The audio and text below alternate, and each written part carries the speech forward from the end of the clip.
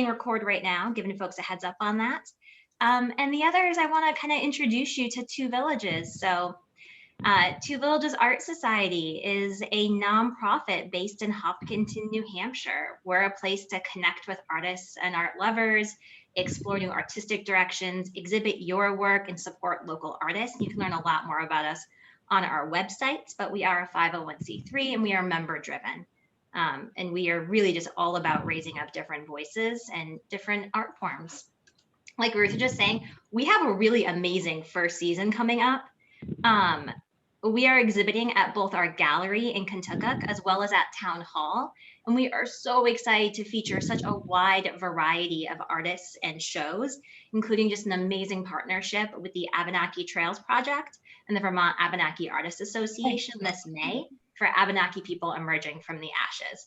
That's not the only amazing show. There's a whole bunch of other ones, but please do come and check us out, as Ruth was talking about. And then we're doing these meetups every month. I don't know about you guys. I miss talking about art, and I miss gathering and talking about things that matter to me deeply. And so each month we have a different flavor, a different conversation. Last month's was about artists we admire. Next month's about selling your work digitally if it's something you haven't tried before. But every month is entirely different and driven by members. So if there's something that you're interested in leading a call on, let me know. Happy to program you in the second half of the year. So that's a little bit about Two Villages and who we are and what we're doing over here. As we get started, I could not start our conversation tonight without first acknowledging the tragedy that's taken place in Atlanta. It is a tragedy, but sadly it is not surprising. It is generations of race-based policy that come from white privilege that are creating the conditions that lead to tragedies like this. And as artists and art lovers alike, we need to use our voices, our power, our platform to raise up voices, to shine light on injustices. And if you feel uncertain about how to do that, then I think you're at the right conversation, because there are quiet leaders out there like Glen and Tess and their 60 plus collaborators who are doing this work already and who we can look to for inspiration and guidance. And so with that, I am really thrilled to present tonight's facilitators. So Tess lives in Nashua. She teaches at UMass Lowell and does communication training through her business, Speak Well training. She's been politically active since the Vietnam War and became involved with immigrant rights movements, during the Trump administration. In New Hampshire, she's been involved with the Granite State Organizing Project, New Hampshire Rights and Democracy, Grow Nashua, and the Nashua UU Church Social Justice Committee. And then Glen Ring, for anyone that doesn't know her, is a retired social studies teacher from Concord. During her career, she has tried to help students make connections between history and present, and design lessons and projects that allowed students to act and see the impact of their stories. Since retiring, she's been involved in immigrant justice work and traveled to DC to lobby against child detention. She's been to Homestead to protest child imprisonment and to El Paso to understand the impact of MPP. Locally, she belongs to the Ken Street Coalition, a human rights working group, and has worked with Never Again Action New Hampshire. Glen continues to attend car rallies at Stafford County Jail and advocate for immigrants and asylum seekers in any way that she can. And with that, if we could just give a visually yes, thank you, Glen and Tess, for being here tonight. And I'm going to turn it over to you guys now. Thanks. Thank you. Okay, I'm going to share my screen and get started with this. Give me just 1 second. So thank you everybody so much. Thank you for that great introduction, Alyssa. And we're so excited to be here with you and Two Villages Art. So, you know, Pablo Picasso said that art is a lie that tells the truth. And so what we want to do tonight is tell you a little bit of what we know about the truth about immigrant detention, and tell you a little bit about how what we did, how we tried to help people see the truth of that. It's an ugly truth, but we tried to help people access that. I am going to say a little bit, I'm going to share some information about detention, and then Glen is going to talk about how she came up with the idea for the quilt and how the quilt got together. So, of course, the truth about immigrant detention in the United States, and I'm thinking that probably a lot of us are on the same page here in this group, is that it disregards immigrants' human rights, and also that we have an industry that profits off immigrant incarceration. And so I woke up to this reality in about 2018 when I started to see children ripped away from their parents. I knew that the United States had committed atrocities against vulnerable and out groups in the past, but I had never seen anything like this. And it really touched me, and I couldn't stop thinking about it. And I couldn't stop thinking about how I would feel if my child was, in effect, really kidnapped, and how how traumatic it would be for my child to be ripped from me and to be, just with people she didn't know in a restricted area. What a trauma that would be. I just really couldn't stop thinking about that. And so I got involved with some groups online, Witness at the Border and Grannies Respond, and a couple other groups. And I started learning more and more. And eventually I did end up visiting Matamoros and going to the camp at Matamoros. And then I spent some time volunteering at La Posada in San Benito, Texas, which is a shelter for asylum seekers run by the Sisters of Divine Providence. And they were just some of the best people I've ever met. So I spent some time there, and I talked to a lot of people who had been in detention and had been released into the shelter. And I spoke to one man I remember, who was held in detention for 18 months. He was moved from detention center to detention center. He told me about how humiliating it was, and how desperate he became in detention, thinking he was never going to get out. And so he went on a hunger strike with a lot of other detainees. He was eventually released, thank goodness, and was at La Posada and was going to be meeting his sponsors in the United States. The other thing, of course, I knew, but I learned as the more I got involved with this issue, is that, that immigrant detention is an industry. It's $1 billion industry. And that actually we have more immigrant detention than any other country in the world. We have over 200 immigrant detention centers. There are big ones like this, and you can see they're always out in the middle of nowhere. And then we have ones like, immigrants are being held in Dover at Stratford County Jail. And that's why we have the car rallies there.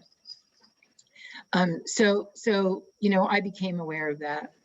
And we just keep locking immigrants up. We just keep locking them up. This is 94 to 2019. So we lock up more immigrants than any country in the world, and we have more immigrant detention centers than any country in the world. And of course, the other thing that we all started to learn is that ICE has a horrendous record of abuse. We heard about lights being on 24 hours a day, extreme cold in the centers, overcrowding, no access to soap and water, no access to lawyers, and inadequate food. And I was able to listen to a presentation through an event put on by the ACLU, a man who had been in detention, and he confirmed all of this. And he said it was like torture. And he came to the United States seeking asylum, and he was, in effect, almost, he was treated worse than a criminal, just horrendous. And of course, the other thing that, that we need to remember about detention, right? The worst, it's all awful, it's all obscene. But to me, the biggest obscenity is that we put children in jail. We put children in jail, 70,000 children in 2019. that makes me angry and upset. And I know that everybody in this call feels the same way. So, and so when I was in San Benito, the nun who ran the shelter there took me on a drive one day, and she said, I want to show you all these places that look innocuous, look inconspicuous. These are all child detention centers. We went to 4. I couldn't get a picture of one because we were shooed away by security. But this was a hospital. This is now a child detention center. This was senior housing. This is now a child detention center. And I'm pretty sure when the seniors were there, they didn't have that fence and they didn't have that guard tower. And this one is the one that really upset me. This is a tender age facility, and this is for infants to 5. And I don't know if you can see it in this picture, but back here is a little tiny play school playground because there are babies in there. And we know that, we know that just being in detention is traumatic for children. And we know that it was horrible, but just putting any child in detention is traumatic. And, you know, here's the children's art showing us how traumatic it is for them. And when people were able, you know, then as I said, Sister Zita and I were shooed away from trying to get into the teen, trying to even take a picture of the teen facility. But lawyers and doctors some people did get in here. And this is a quote from Holly Cooper, who said, as you can see, in my 22 years of doing visits with children in detention, I have never witnessed this level of inhumanity, right? She said she saw 10-year-olds who had responsibility for 2-year-olds. So, you know, it was really just horrendous. And children have died in detention, and these are some of the children that have died in detention. They were all, of course, someone's pride and joy. So between September 2008 and May of 2019, 6 children died when they were in ICE custody. And so the sin of all of this, the obscenity of all this, is that there are corporations cashing in on this cruelty. You can see this infographic over on the right. This is quite old, really. It's from 2013. But what this really shows is that there's a great deal of money spent on lobbying to legislators to increase. There are quotas for how many beds ICE has to fill. That's in the budget requirement, and they spend all that money, and it's paid off for them because they're multi-billion-dollar industries. Core Civic and Geo are the 2 largest immigrant private detention companies, and they make a big profit off this misery. And the very sad thing about it is that these people haven't committed any crime. These people are in these detention centers just waiting for their day in court to find out whether or not they can live in the United States. So these are some of the correction facilities, and you know how many people they're holding. That was their crime. Their crime was to be a refugee. Their crime was to come to the United States seeking asylum, and that's where they are. And so when I came back to New Hampshire, I got involved with a number of groups, including Never Again Action. And we were thinking about some things that we could do. And I saw that I had seen a video of a car rally in New York. So I presented that idea to the group, and it took off. And they've been continuing up until this day. And I know that it has meant a lot to the people who are in the prison. They see us coming. I haven't been there in a little while, but I did go every week for a long time. And they would wait for us and wave to us from the windows. So we were also, looking for other ways to bring this message of the horror of immigrant detention to other people, to the broader public. And So in a minute, Glen's going to tell you about how she got the idea for the quilt and the idea of art as social justice. But we wanted to just take a quick break here and see if there were any comments you wanted to put in the chat. If we just wanted to give you that opportunity now, and we would try to answer them. If not, we'll go right ahead and let Glen continue. Okay, well, I just want to say that working on this quilt was a real education for me, and I'm really honored to have been able to do it. Okay, does that mean we didn't have any questions? I didn't see any. I didn't see any questions in the chat. Yep. Okay. All right, well, let me just get my presentation here.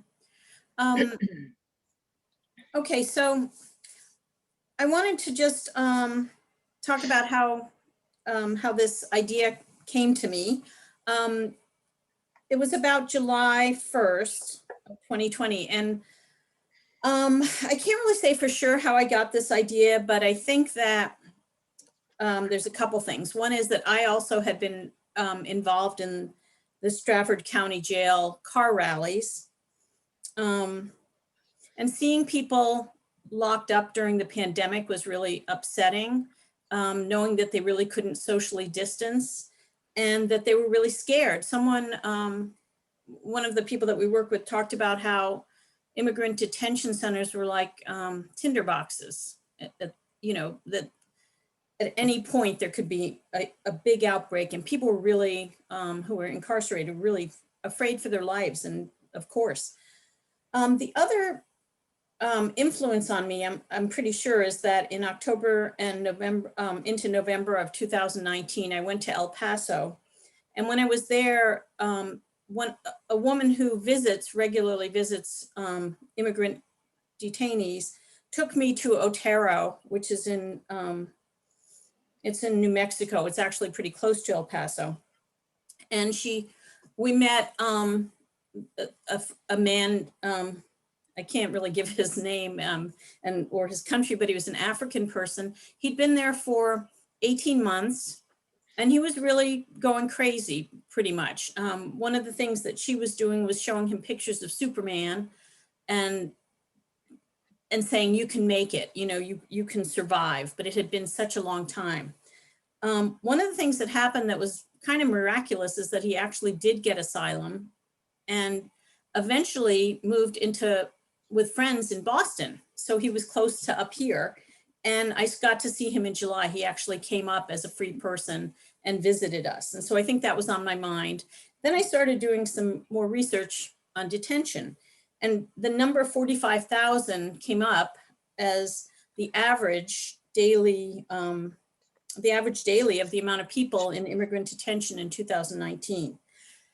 And the number kind of blew me away, but I also remembered that when I was teaching, here's just a couple more pictures. That's the car rally. And this is Otero, by the way. You know, plenty of barbed wire to keep people in. But I remembered when I was teaching that when a large number came up, and I just thought, you know, just a statistic kind of numbs people, that a visual really made a difference. So this is one, you know, I was teaching in the 80s, and this is one of the amount of nuclear weapons that our country has. And I'm not sure how many, I think it's something like 9 or 10,000 or maybe even more. And then recently I've thought a lot about this as far as, you know, the statistic 500,000 deaths from the coronavirus in the United States. And I found this in National Geographic, which is, I can't quite read it, but there's about, you know, it's saying that there are, I can't read it because there's something across the top, but it's basically that there's about 500,000 minutes in a year. And that basically, because of the amount of people who have died, it's like having a death per minute for almost a year. And I think that makes a powerful statement. So the next part that I'm going to talk about is influences. This is a little bit of a side trip, I guess, but I wanted, I think a lot of us have been very influenced by political art or art of social justice. And I know I have. This woman is Judy Chicago. I don't know how many people know her, but when I was pretty young, I read a book that really influenced me. It was called Through the Flower. And what she was talking about was how she was an artist in the 70s, you know, before there was much of a women's movement at all. And it was a male dominated field. And she was coming up with, you know, different types of imagery, not phallic imagery, it was vaginal imagery. And that, you know, she met with a lot of hostility, but I think some people know her because of the artwork she created. So right here is what I would say is her most famous artwork. It's called The Dinner Party. And she worked collaboratively. That also had a big impact on me, just thinking about it.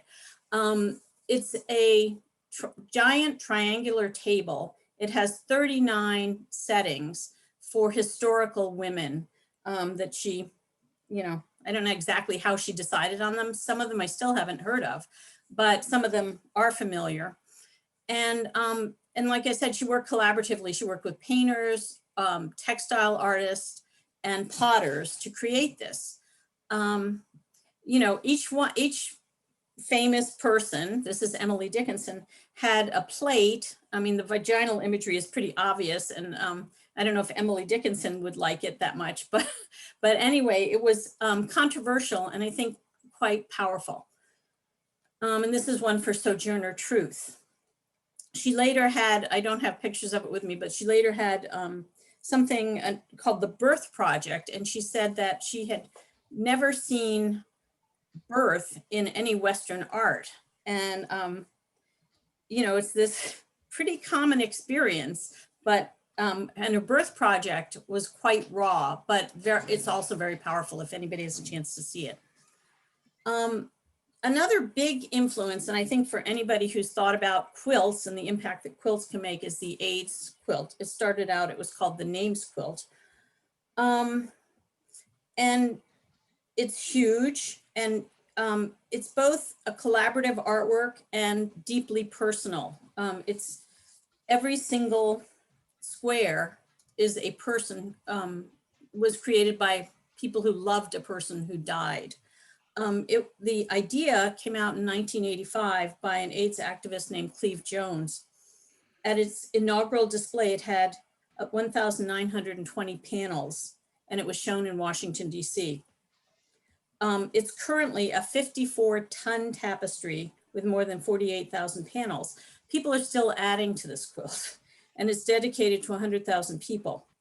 I saw a section in Boston. When you go, it's pretty much an unforgettable experience. When I was there, people had Kleenex, you know, there were greeters with Kleenex because people were crying because it was so powerful. And it also made a huge impact. I mean, it's about advocacy. So money for research and money for more advocacy and getting attention. I mean, there it was right, you know, right in DC. And this was at a time when Reagan was president and they really weren't paying attention to the people who were dying, you know, a lot of young people, but they were people that were not considered, you know, it was gay people. And at that point, it was like, well, you know, just a very blasé attitude about this, but it changed over time. Next, I want to, let me go through this. So this just, I think many people have seen this quilt, but it has, you know, each square is for someone and they're all very unique. And out of this, I remember seeing bumper stickers and, you know, buttons that said silence equals death. And so they stopped being silent. And I think that was really powerful. This person, the next person I want to introduce is, she is an artist who's worked a lot on immigration issues and many other issues, and she's very current. Anybody who's been to Homestead or seen pictures of Homestead has seen these hearts, you know, holding up the hearts.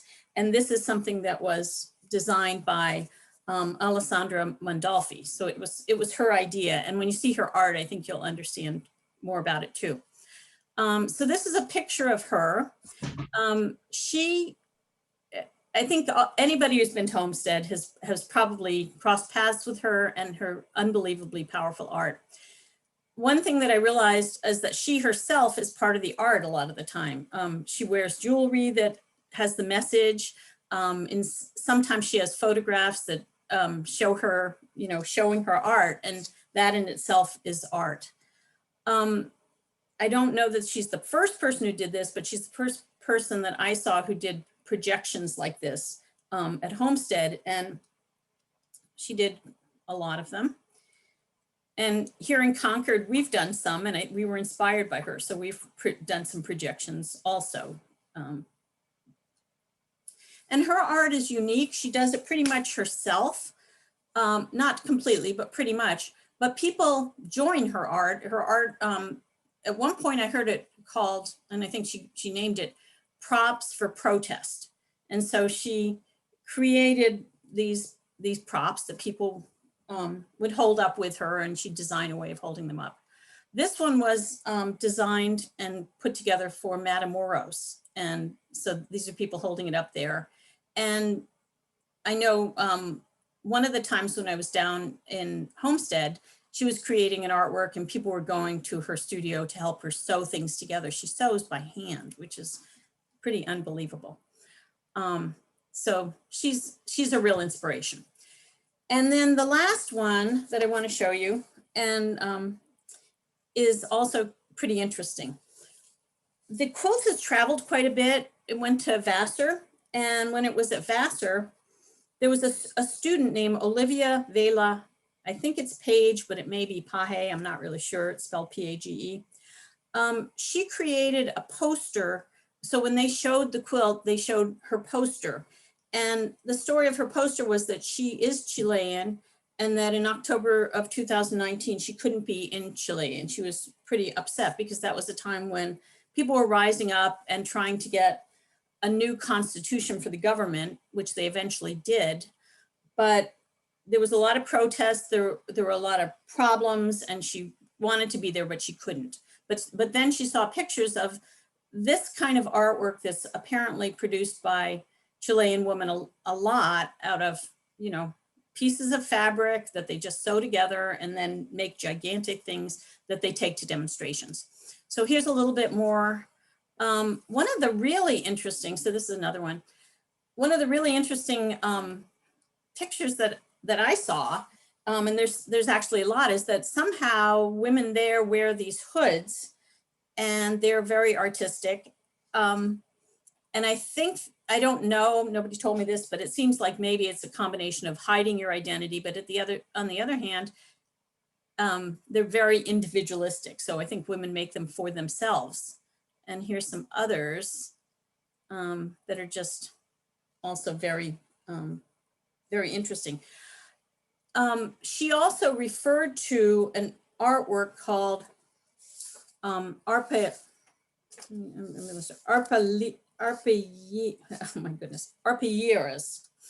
I know I'm not saying that right, but these were earlier, they're still being produced, but they were also kind of produced from earlier times. And women political prisoners produced them both for expression and sometimes even to make money from them. But to me, they're very interesting, and they kind of tie in with the quilts a little bit, where you look at them and at first they seem, you see this particular type of artwork and you think that's kind of cute, or it's kind of friendly and warm. And then you look at what they're really getting across, and they're showing, keeping the memory alive of some of the terrible things that happened. For example, here, the soldiers leading off the men from the family.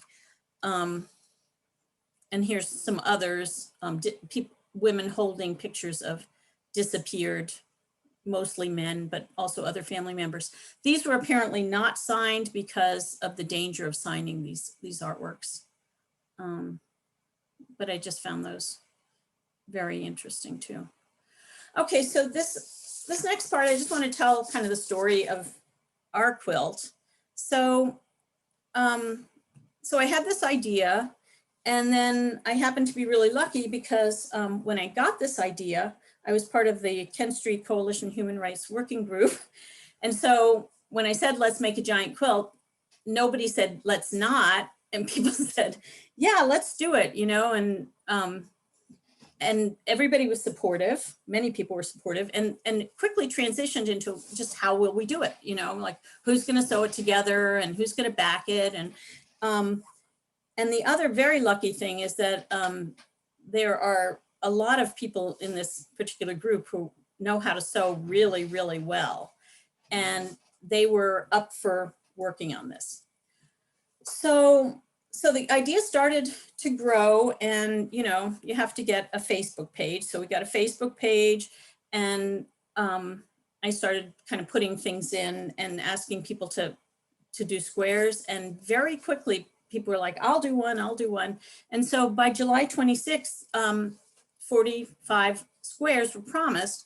And, you know, I didn't have too many directions, and, you know, people were working on it. It wasn't just me, but I was getting a lot of ideas, but the directions were kind of loose. They were just, you need to have 1,000 something, you know, marks on your quilt, you know, the one that you donate, so that by the end we have 45,000 and people can see what it's like to see 45,000 marks. So Jim, my husband, I think there's two men who really worked on this a lot, and Jim is one of them. So he made the square on the right. I made the one on the left, and I felt like I really got a sense of what 1,000 is, because I painted 1,000 of these little birds, and it really took a long time. We were doing this every night, and it really was, I don't know if it was exactly 25 days, but it was like a long time. And I think that helped us understand the number and the amount of people detained. Then in July, I'm not sure exactly when, but these wonderful packages started arriving. And on the left is the first one that arrived. This was from Julie Swift and her sister, Leanne Ferring. And it was just, I feel like I got gifts all the time. It was just so wonderful. On the right is one by Diana Mahar. I hope I'm saying your name right. And I just found out recently that she's the mother of Carla Barber, who I've been working with a lot. And, you know, when I posted this one, I said, you know, look really carefully, because each square has 10 people in it. It's just, you know, tiny, and a lot of work went into it, and a lot of work went into every single one.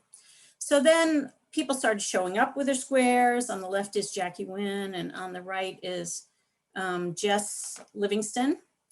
And then this is, remind me, Tess, who is this? My goodness. Okay, I'm really sorry. I can't remember.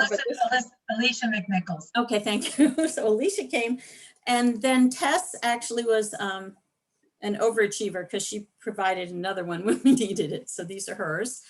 And this is one by Betsy Kelly, and Betsy brought her vegetables to share too. So that was really great. And then, so this was going on. And then I asked people to share pictures of, you know, what was the process like? This one was really special. This is a square that was provided by, I'm not sure of Claudia's whole name, but her first name is Claudia, from Oaxaca, Mexico. And she shared pictures of her family working with her to make 1,000 of these little figures that are embroidered on it. And this is by Ashley Panghorn and from Florida. And this wasn't quite finished. So people also sent in some of the pictures of on the way to having it finished. You know, this was Liz McMahon from Maine, and this is Valerie, and I call them her posse, from Poughkeepsie, New York. And some of them were made by kids. So Elaine Unterberger I think she's in Tampa, was working with kids. And so some of them were immigrants.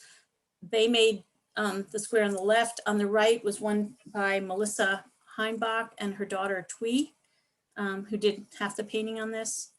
And so, you know, it was just nice to have it documented. People were sort of showing their plan for what would eventually become their squares. And just process pictures that were really nice to see. And a lot of interesting details. This one, for example, the one on the left was made by Fran Schindler. And what was really nice, it's right next to the one on the right. The one on the right is a professional artist. I mean, she teaches art. This is Susan Smith from Maine. But the one on the left, Fran wrote and she said, I'm getting back to doing something creative. It's so wonderful. And she also used, really, it was sort of made it about her experiences working with immigrants, and these little sort of ticket looking things were apparently bracelets that the immigrants had to wear maybe when they crossed the border, and they were cut off. And so she had all of this and she used it on her quilt square. And then, you know, a tree that was going to have 1,000 leaves, and then it did have 1,000 leaves. And this is, you know, the process was putting squares together on my front lawn. That was basically what we did. Then what was really interesting, this is Nancy Brennan, and we had sort of a happy, something we didn't expect, but it was a happy thing, which was basically that some of the squares were a little bit big or they were a little small, so they weren't going to totally fit into this original plan about having 9 by 9 squares. So Nancy took them. She has tons of experience in theater and costume design and making, and so she put together 2 quilts that are kind of a combination of information and squares from people. And this one, for example, is like having a title to our project, and it really is one amazing. So that's one that she did. And then this is Kathy Spielman.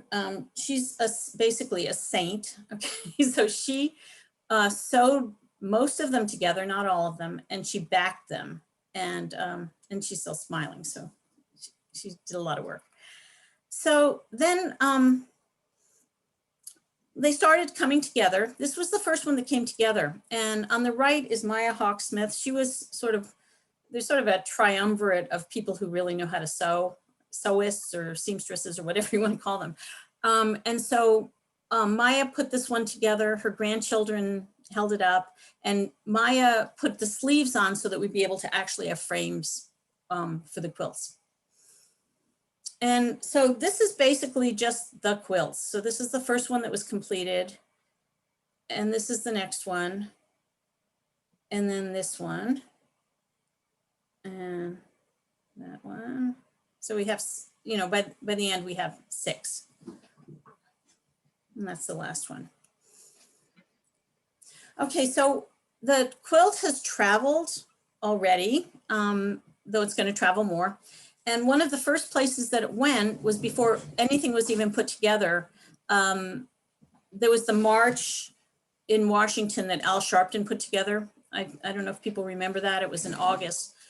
But Susan Jackson, whose sister made this really interesting quilt piece that has all the colors in the circle, she asked if I could just send her some of the pieces, and I sent them to her, and she took them different places around Washington with her.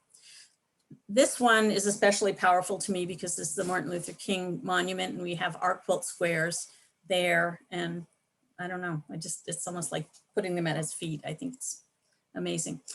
So then we also have had different exhibits. The Crust and Crumb in Concord allowed us to put one of the quilt squares during Welcoming Week. We've also had, we had sort of a debut in Concord in Eagle Square with, I introduced the quilt, and then Grace Kondecki from American Friends Service Committee talked about just incarceration in general, and immigrant incarceration. This was at, in Durham, a church service by the community church. They were meeting outside, and this was before we had done much perfecting of how to keep the quilt upright. So part of the time it was upright and the rest of the time it was on the ground. But then we got a really amazing offer, which was Carlisle's in Poughkeepsie, New York, and so she got us to get the quilt to go to Vassar, and Rick Jones drove up and got the quilt and took it to, there were 4 sections at the time, and he took it to Vassar. They took beautiful pictures of it. This is one section that Nancy Brennan made. These are the people at Vassar. One of the things that's really enjoyable about the quilt is that as it moves different places, different people have ownership of it in a sense. And I just feel like, you know, we made it, but then when we sent it to Vassar, they were showing it and they really loved it. It's Institute of Migration Studies or something like that, but they had many venues where they showed it,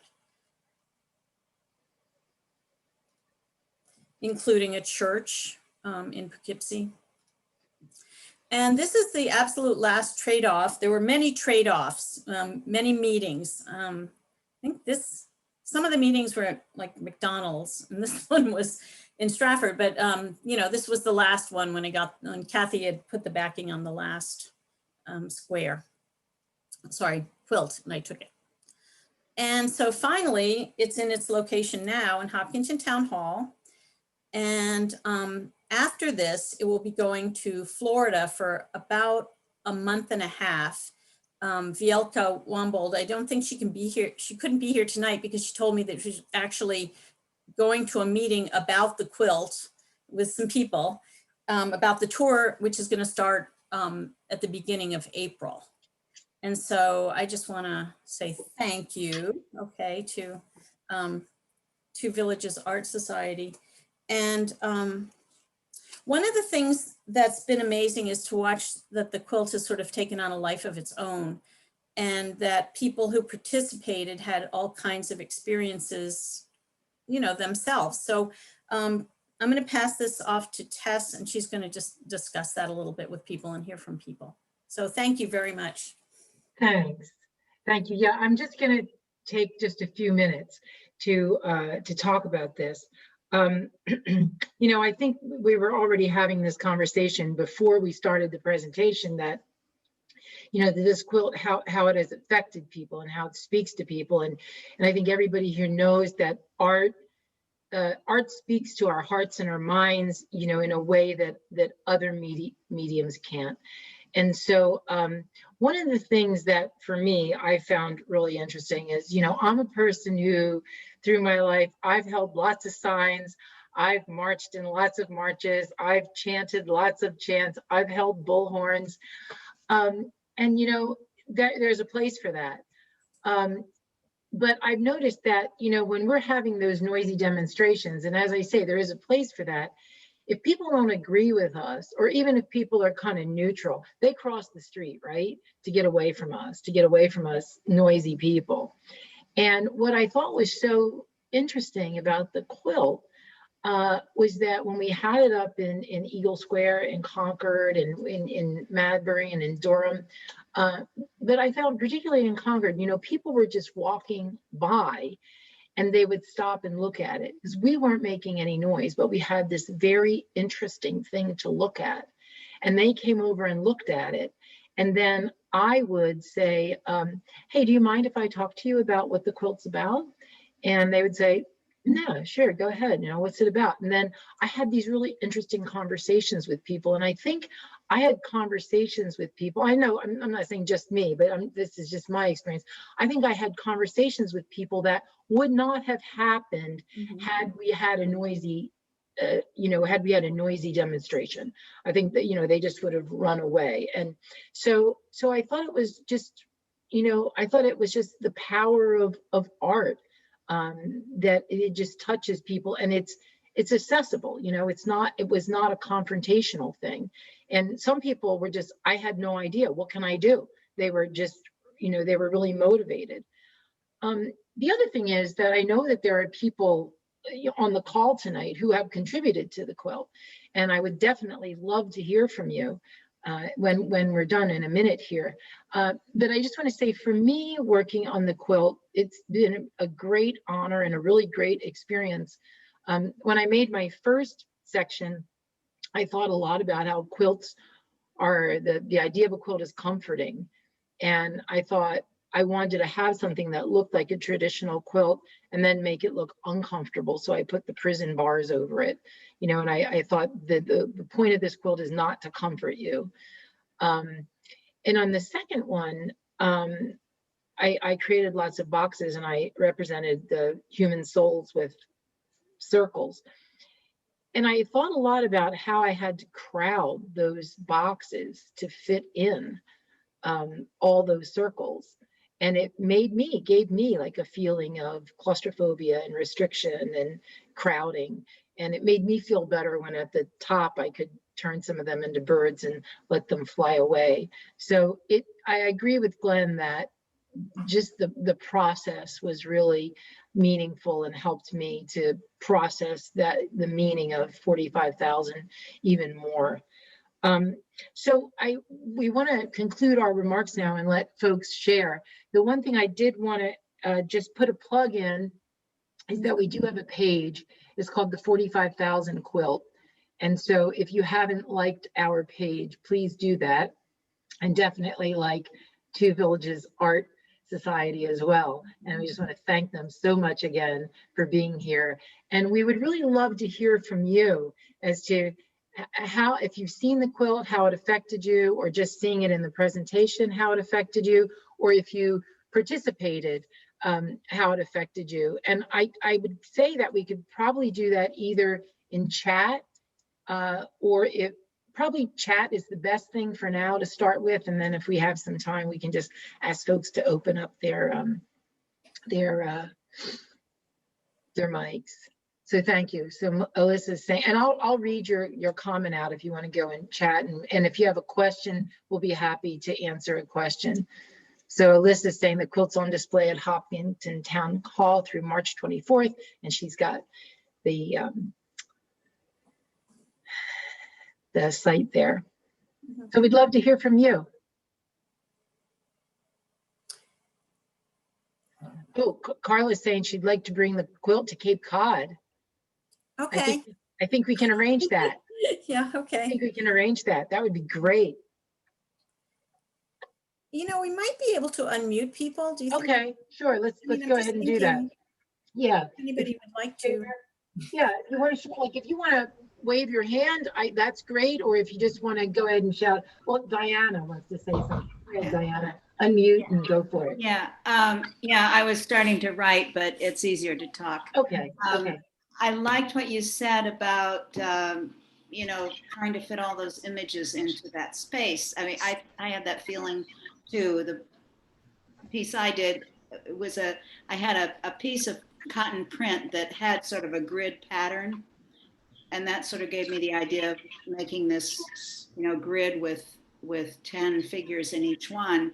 And as I did that, I mean, they were all, you know, did it with a magic marker. They were all very similar, but each one, because I was doing them freehand, was a little different. And it sort of symbolized to me that there were all these people being crowded into a small space, and they were each individuals, and yet they were being crammed in this kind of anonymous way.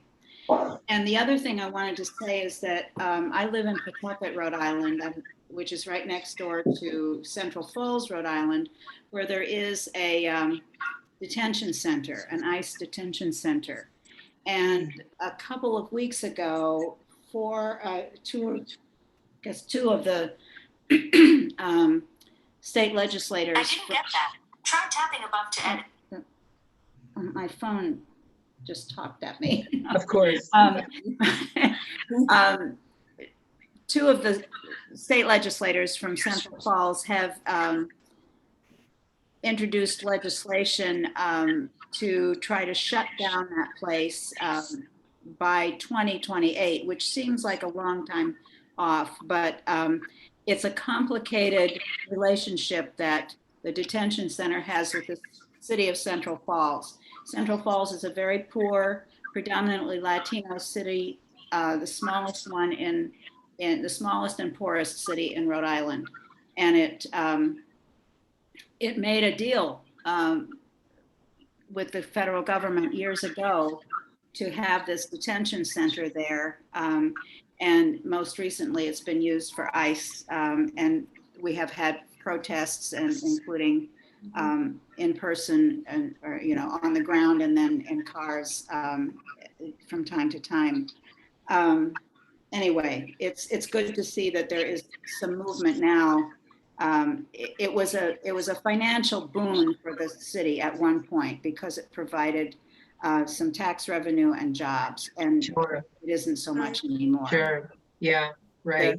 Thank you. Yeah. Oh, I'm sorry. I No, didn't mean to- anyway, effort to get rid of that particular detention center is ongoing. Right. Yeah. Okay, thanks. Okay, I see lots of hands going up.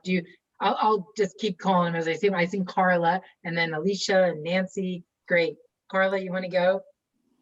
Yeah, a couple of things I want. So the previous speaker was my mother. Right. For those who didn't make the connection. And I really appreciate that she contributed a quilt to this project. The conversation about the crowding that like a couple of you made, and my mom just made the reference to feeling the crowding when you were making that. I just wanted to share a quick story. I picked up a young man from detention. He was released from detention on Monday. A young man just shy of 21 years old, and he has been in ICE detention for 2.5 years. So if you do the math, he was detained at about 18 and a half. And he has first was held in Port Isabel near the border for 2 years, and then near Dallas in Alvarado at a place called Prairie Land. They have these lovely names for these places, but they're detention and they're jail. And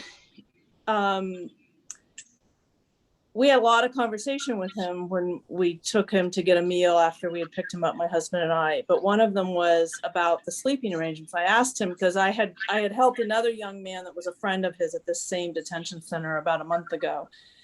And I asked him if he and this other man had been cellmates, or do you have your own cell or whatever? And he said, oh no, we're held, it's 80 people to a space.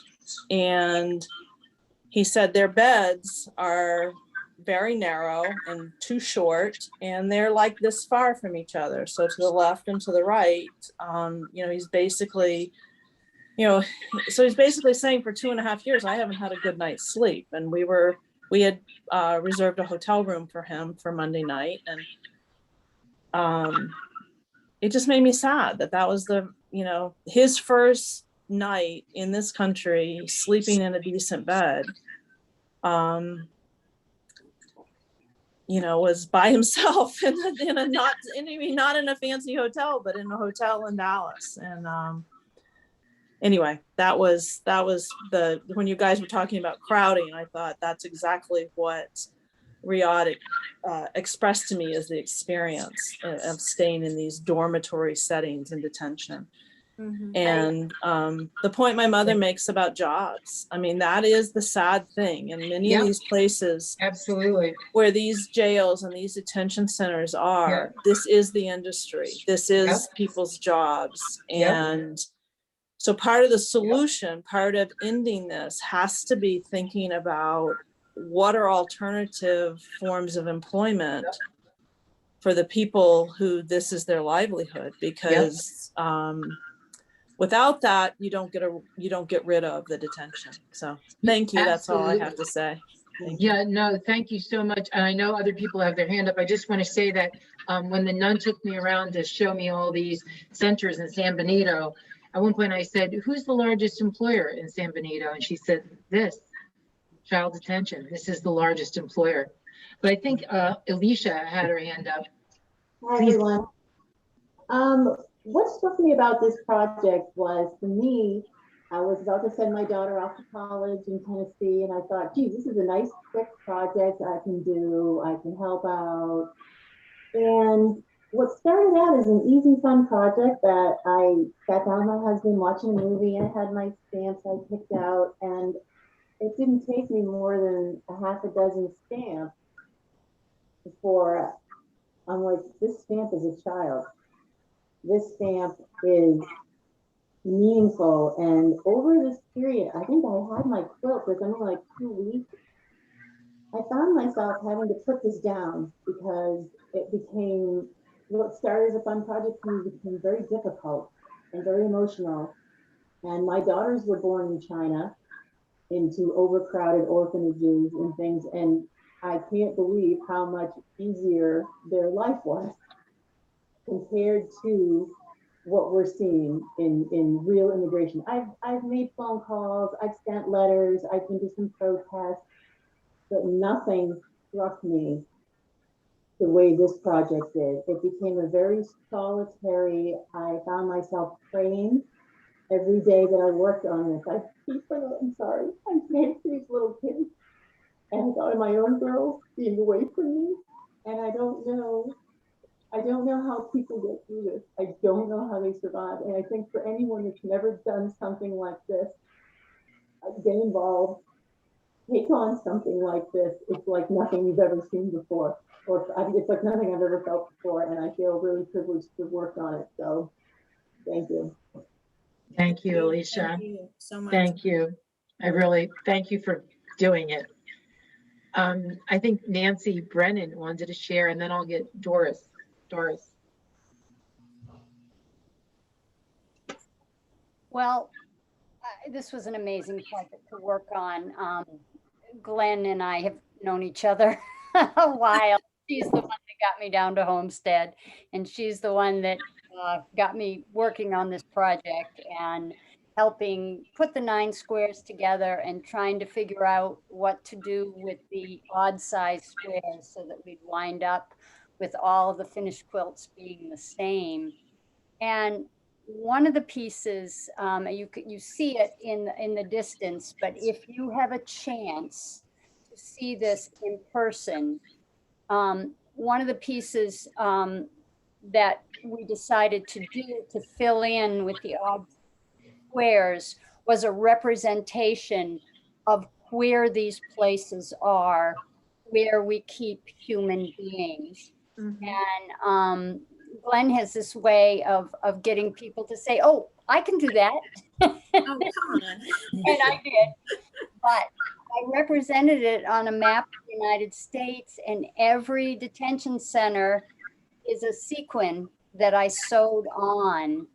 And to look at, and then I wound up doing my own research, going online, seeing these areas of Texas and Louisiana, and yes, here in New Hampshire and everywhere, where there are places where they're just clumped when you look at a map and you see the number of detention centers there are in this country. And as Carla and some other people have alluded to, this is money. This is money for this community and for the companies. Filling beds gets the money. So there is no incentive for these private companies to have people leave. They find reasons to leave them there. And just a quick plug for the quilt itself. You're hearing people say, I wanted it in the Cape, here, but we are sending this quilt around the country. We have several people signed up. We're filling in, we're figuring out, we're trying to figure out how to do it easily and all of that. We're having meetings. We're having meetings, too many Zooms, no. But so if you know someone who would be interested in a college or a group like this wonderful group in Hopkinton that would be interested in having it, we do want to send it around the country. And some of us will accompany it when it becomes safe to travel to some places. And sometimes we'll be putting it in the mail and sending it. So if you know anybody, we really want to get the word out there. Yeah. I know we were, thank you so much, Nancy.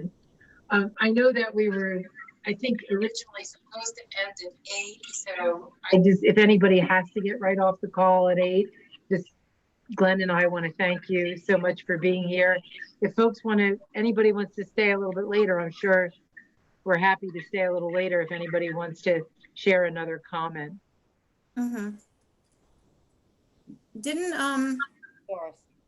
Didn't Doris want to say something?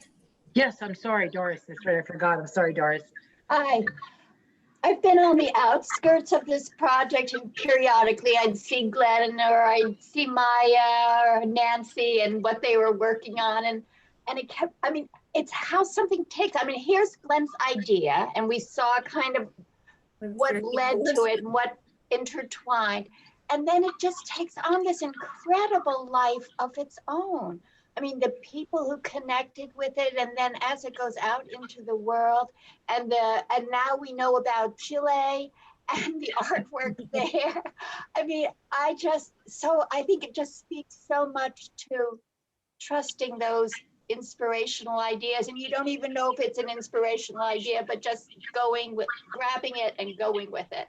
And so thank you, Glenn and Tess and everybody else who worked on it for grabbing it and running with it. Yeah. Thank you. I think Julie wants to share something. Thank you. You're muted, Julie. There you go. There, hi. Hi. Well, I just want to say how much my sister and I appreciated collaborating on this project and being a part of it, and how meaningful it was to us. She's a very accomplished quilter, and I'm a pretty recent quilter, dabbling since I've retired. And we make baby quilts and kid quilts that we send across the El Paso border to Juarez, that go to a shelter for pregnant women and their children and the babies that they have there. And most of those were in MPP and forced to remain in Mexico. And they all were in very, very terrible circumstances that brought them there. And some of them, it was the reason they were pregnant. And they've got a wonderful shelter director, and they've made it a home and a community. And we love sending these handmade things. They're not vital for their survival, but we feel that the art that's in the quilts and the love that goes into them, and we usually, and we put a little label with an eres amado, you are loved, and for each quilt that we send. So this meant a lot to us to do this project, and I thank you for including us. Yeah. Yours was the first. You were, and we got on it. My sister's a taskmaster, I'll tell you. We got on it. Can I just say one thing that I saw very early on that somebody had posted? Are you going to give us actions? Are you going to give us any suggestions for actions? And Glenn probably has a couple, but I'll say right off the bat, there are the rallies every Sunday at Stafford County Jail. They're at 1 o'clock every Sunday. So that I know that the people being detained really look for that. So there's that. And can I put a plug in for the Kent Street Coalition What Next postcard campaign? So we are sending postcards to that. I should say I am one of the writers. I didn't dream this up, but Kent Street Coalition has a campaign of postcards. So I'm sure you could get in touch with Glenn or somebody else in Kent Street and become a postcard writer. There's those groups I had talked about before, Witness at the Border, Grannies Respond, they can keep you informed. And then Team Brownsville, lots of us send donations down there. So I think there's lots of ways that, lots of actions that can be taken. Did you want to add any to those, Glenn? well, I was just going to say that I'm going to put my email in the chat if anybody wants to get in touch. I mean, there are all kinds of things to do. In fact, people around here could join, you can join Kent Street. Yep. Part of, and for me, it's been really amazing to have a community of people that feel the way I do. It's very supportive, and we dream up things that we can do. We inspire each other and we keep each other informed. So, I mean, it's not like people have to join Kent Street, but I think joining with other people is really helpful with this. There's lots of funds. There's things that are both local and at the border. And I think as time went on, I was initially maybe working more at the border, even though I'm Yeah. way up here, but realize now that we have a community in New Hampshire that needs a lot of help too. So, you know, I like Yeah. to, there's plenty for everyone to do. Yeah. And I just wanted to also real quickly share, I think the video, there was a really great video made when the quilt went up to Vassar, really moving. And there's some, you really get to see people interacting with the quilt. And I think that's on Two Villages website. Is that right, Alyssa? Not up yet, but it will be up when this goes up. So I will say, Okay. All right. yeah. So this will be up on our website and the link where I shared earlier. I just Okay. wanted to add in one thing. I can only imagine, Glenn, when you start out on a path to say the size and scope of this project, Yeah. and how an individual person this could be so daunting. But what I'm really taking away is the community work of it all. Yeah. And, Well, I and think so that's there's, it. Yeah. it's just so inspiring. And so I hope that everyone on the call today, like if you have an idea that feels too big for you, there's a whole community of folks out there. You just have to ask or put it out into the world to make these things happen. So thank you for putting it out there, and thank you for everyone else responding. Yeah. Yeah, I mean, I felt that way. It was, I don't know. I mean, I have a small group who got excited about it, but I was amazed, and I still am amazed at how other people have responded to it, and they've added to it. Like the movie, if you do get a chance to see it, it was like the quilt had a life of its own after a while, and people felt connected to it. And this church in Poughkeepsie made, it's almost like it's very professionally, beautifully made 10-minute video about wanting to get the quilt and being so happy they had it, and what it meant to them. And so I guess I would really encourage people too to get your work out. I mean, to me, I did a little bit of the work, but it really was a big community effort. And it was hard because we couldn't even really see each other. You know, it was, I think on the one hand, people had more time maybe because of COVID, but you know, it was a community that formed, but and I feel it as a community, but it was harder than it usually is to have community. So yeah, thank you. And the people who are on the call who made, is Susan Jackson still here? She's the one who took it to Washington. I mean, I'm still here, Glenn. Yeah. Well, it's just, you know, Susan didn't make a square, but she got excited about it and took squares around Washington. And I just feel like different people started contributing in all these amazing ways. And I think that probably happens to lots of artworks if people get involved. So thank you, everybody. Thank you. You've inspired a lot of being people. Here. Well, you've inspired me. You're still working for the EPA down there, so you survived the Trump years. That's what I have to say to you. Okay. But we are hoping that, you know, there's immigration bills being considered, things are slowly cranking away. It's going to take a huge sustained effort to make anything happen. And I'm hoping the quilt can come back down and help in that once we get in-person advocacy going. Yeah, I mean, we, like Nancy said, we really want, I mean, the quilts spent a lot of time at our house in the winter. And the idea is that it's supposed to be out there, you know, and I love it. I mean, I just have to say that I feel very honored, you know, to have gotten all the artworks that I got. And when I had a chance to see it in Hopkinton, it's just amazing to walk up to all the different artworks and just look at them. I mean, it can take quite a while, you know, it's to absorb.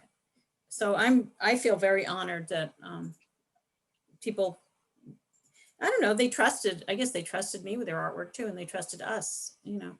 So I feel very honored and excited. As we near 8:15, I just wanted to say, Glenn and Tess, thank you so much for putting together the presentation, for leading the conversation tonight, for all of the love and work you've put into this.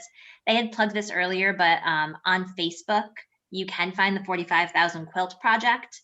like it, keep engaging there. I would say if you want to keep talking about it or discussing it, that's a great place to go and do that. There's been plugs for Kent Street Coalition. Of course, I have to plug Two Villages Art Society, and just keep making and celebrating and engaging with art. Like that's what I'm getting from this conversation is whether you are an artist or an art lover, like engage, see, share, and just thank you guys so much. And thank everyone for participating and making it what it was tonight. Okay. Thank you. Thank you so Thank you, much. everyone. Really enjoyed it. Good to Thank see you you. so much. Okay. Bye-bye. Good night. Bye. Good night. Bye-bye. Thank you. Thank Bye. you.